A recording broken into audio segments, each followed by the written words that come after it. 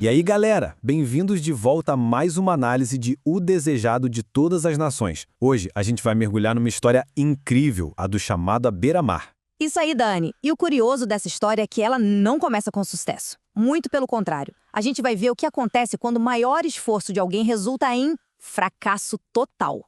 Exato. E a pergunta que vai guiar toda a nossa conversa é essa. E se o maior fracasso for, na verdade, apenas o começo de tudo? É uma pergunta poderosa, né? A ideia de que o fracasso não é o fim da linha, mas pode ser a matéria-prima para algo realmente extraordinário. É isso que a gente vai explorar hoje. Então, vamos lá. A primeira parte dessa história é a noite de fracasso. Para a gente entender o que acontece depois, primeiro precisamos sentir o peso desse momento. Com certeza. Imagina a cena. Mar da Galileia, um grupo de pescadores experientes. Passaram a noite toda trabalhando duro. E o resultado foi zero. O sol está nascendo, a paisagem é linda, espetacular, mas para eles, essa beleza toda só ressalta o cansaço. Exato. Não tinha nada de poético naquela manhã para eles. Era só o fim de mais uma noite de trabalho jogada fora. Uma frustração imensa. E vale lembrar de uma coisa importante. Eles não eram amadores, né, Elisa? Eram profissionais. Sim, eles usaram as melhores técnicas, no melhor horário para pescar, aplicaram toda a experiência de uma vida e, mesmo assim, o resultado foi um zero absoluto. Essa rede vazia era um retrato perfeito do que eles sentiam por dentro. Nossa, total. Um vazio de esperança, sabe? Aquela sensação de que todo esforço não valeu de nada. O futuro parecia tão vazio quanto aquelas redes. E aí, a cena muda completamente. Uma figura inesperada chega à praia, e a dinâmica daquela manhã está prestes a ser transformada para sempre. Agora a história começa a virar. Uma multidão começa a se juntar na praia, todo mundo querendo ouvir Jesus. E aí ele tem uma ideia genial. Ele entra no barco de Pedro e transforma o lugar do fracasso num púlpito. Ele se afasta um pouquinho da margem e a água ajuda a voz dele a chegar em todo mundo. Uma solução simples e brilhante. E tem um ponto aqui que é fascinante. O sermão não era só para aquela multidão ali, na praia. É verdade. A fonte dessa história explica que aquela mensagem foi pensada para atravessar o tempo. As palavras ditas daquele barco ainda ecoam hoje, oferecendo esperança. Pois bem, o sermão termina, e aí Jesus se vira para Pedro, o pescador, cansado e frustrado, E faz um pedido que vai contra absolutamente toda a lógica profissional que a gente possa imaginar.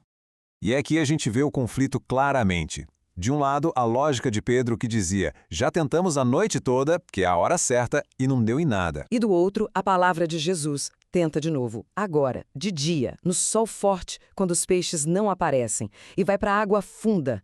É a razão contra a fé, em tempo real. E essa resposta de Pedro é o ponto de virada da história toda. Primeiro, ele reconhece o fracasso. Trabalhamos a noite toda, não pegamos nada. Mas em seguida vem a decisão. Mas sobre a tua palavra eu vou tentar. Ele escolhe confiar, mesmo quando toda a sua experiência gritava que era uma perda de tempo. E o que acontece quando a obediência desafia a lógica? Um milagre. E que milagre! O resultado daquela decisão de Pedro não foi só uma pesca boa. Foi algo que quebrou completamente qualquer expectativa que eles tinham. A quantidade de peixes foi tão absurda, tão monumental, que o único símbolo que representa isso é o do infinito. Não era sobre encher o barco. Era uma demonstração de uma abundância sem limites. Algo que a mente deles mal conseguia processar. E a abundância foi tanta que virou um problema. As redes, que antes estavam vazias, agora começam a se rasgar. E os barcos começam a afundar com o peso. Minutos antes, o problema era a falta. Agora, o problema era um excesso tão grande que eles não conseguiam dar conta sozinhos. E é nesse momento que a ficha cai para Pedro. Ele entende que aquilo não foi um golpe de sorte. Exato. Ele percebeu que estava na presença de alguém com autoridade sobre a própria natureza. Não era um pescador sortudo, era o poder divino em ação. Mas o milagre todo não era sobre os peixes. Aquilo foi só uma introdução, um prefácio para um chamado muito mais profundo e que mudaria a vida deles para sempre. E olha que interessante a reação de Pedro. Ele não sai comemorando, fazendo festa pela pesca. Pelo contrário, ele se sente tão pequeno diante daquele poder que pede para Jesus se afastar. É um momento de humildade profunda, onde ele reconhece a distância entre a condição humana dele e a divindade que ele acabou de presenciar. E essa reação não é única. Ela se conecta a um padrão. Sim, ao longo da história, quando os seres humanos têm um encontro direto com o divino, A primeira coisa que sentem é a própria fraqueza, a própria imperfeição, em contraste com a santidade de Deus. E é aí que Jesus redefine a profissão deles. Ele não descarta as habilidades que eles já tinham, ele as eleva. É lindo isso. A tarefa não é mais usar redes para pegar peixes, mas usar a fé e o amor para atrair pessoas para uma nova vida. É a mesma vocação, só que numa escala infinitamente maior. E a decisão deles é imediata e total. Pensa na ironia. Eles acabaram de ter a maior pesca da vida, o auge do sucesso profissional. E o que eles fazem? Trazem os barcos para a praia e deixam tudo para trás. O sucesso não prendeu eles. Na verdade, o sucesso os libertou para um propósito muito maior. Então, o que a gente pode tirar dessa análise? Primeiro, que às vezes o progresso só começa quando a gente admite que nossos esforços falharam. Segundo, a fé, por definição, muitas vezes vai pedir um passo que a nossa lógica não entende. E terceiro, é no momento em que a gente reconhece a nossa fraqueza que nos tornamos fortes o suficiente para um chamado maior.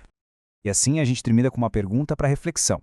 A história deles nos convida a pensar. Em nossas próprias vidas, qual carreira, qual segurança, qual rede, qual jeito antigo de pensar talvez precise ser deixado na praia para que um novo propósito possa começar? Bom, pessoal, chegamos ao fim de mais uma análise. Brigadão por terem ficado com a gente nessa jornada. Lembrem-se que esse é só um resumão. O material completo está esperando por vocês. Até a próxima! Se esse resumo do capítulo de hoje facilitou sua vida, que tal nos ajudar a continuar? Seja um apoiador.